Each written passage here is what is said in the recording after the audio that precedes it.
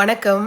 மேண்டேட்ரியா Pongal video இந்த வருஷம் குடுக்கலன்னா தெய்வ குத்தமாயிடும் அப்படிங்கிற மாதிரி தான் எனக்கு.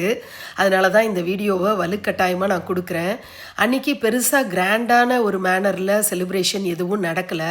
சிம்பிளா தான் நடந்தது. அன்னைக்கு மாடு வந்து வீட்ல சில பழங்கள் எடுத்துக்கிட்டது ரொம்பவே சந்தோஷத்த குடுத்தது. இந்த மாதிரி மாடுகளை யாசகம் பெறுவதற்காக கூட்டிட்டு வர்றதுல எனக்கு பர்சனலா உடன்பாடு இல்லன்னா கூட, இந்த மாதிரி மிருகங்களுக்கு நம்ம ஏதாவது குடுக்கணும் உணவு அப்படிங்கிற ஆசை மட்டும் உண்டு. கூட வந்திருக்கிறவர பாருங்க, ஆல்ரெடி அவரு வயசானவரா தான் இருக்காரு. அவருடைய வாழ்வாதாரமும் இந்த மாட்ட நம்பி தான் இருக்கு. இதெல்லாம் நினைக்கும்போது வேற என்ன பண்றது அப்படின்னு தான் தோணும். அன்னைக்கு பார்த்தீங்கன்னா, கடம்பவன வாசினி அப்படியே முத நாள் ஆருத்ரா தரிசனத்தில கட்டின புடவையோட அப்படி ஒரு பாங்குல தான் இருந்தா. வேற என்னால ஒண்ணுமே செய்ய முடியல. விதவிதமா வஸ்திரம், புது மாலையெல்லாம் நம்ம கட்டி போடணும் அப்படின்னு ஆசைகள்லாம் இருந்தது. ஆனா உடல் ஒத்துழைக்கல.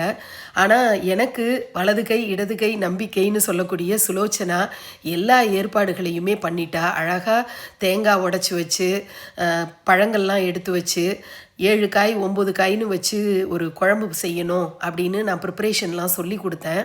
இந்த எரிச்சக்கறின்னு சொல்லக்கூடிய அந்த குழம்பு, வெண்பொங்கல் பழக்கம் உண்டு, சக்கரை பொங்கல் எல்லாமே செஞ்சு, சூரிய விளக்க அவளாவே ஏற்றி வச்சு, இந்த ஆசனம் வந்து ஆஞ்சநேயர் உட்காந்துருக்கிற ஆசனத்தை பிள்ளையார் வாங்கி உட்காந்துருந்தாரு. அப்புறம் ரதத்தில் சூரிய பகவான் பவனி வந்தார். பெரிய பானை ஒன்று உண்டு.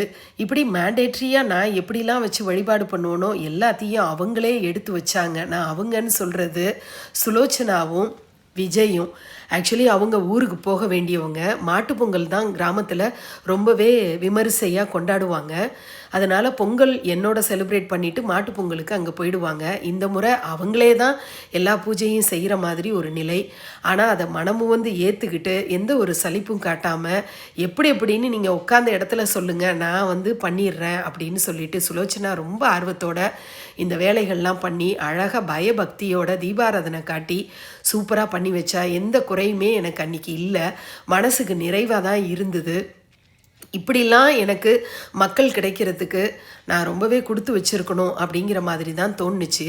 அவங்கவுங்களோட ஸ்டைலில் தீபாராதனை எடுத்தாங்க. அதுவும் ஒரு விதமான அழகு தான். அதையும் தெய்வம் மனசார பக்தியோடு காட்டக்கூடிய அந்த தீபாராதனையில் அகமகிழ்ந்து போவா மீனாட்சி அப்படிங்கிறது தான் உண்மை.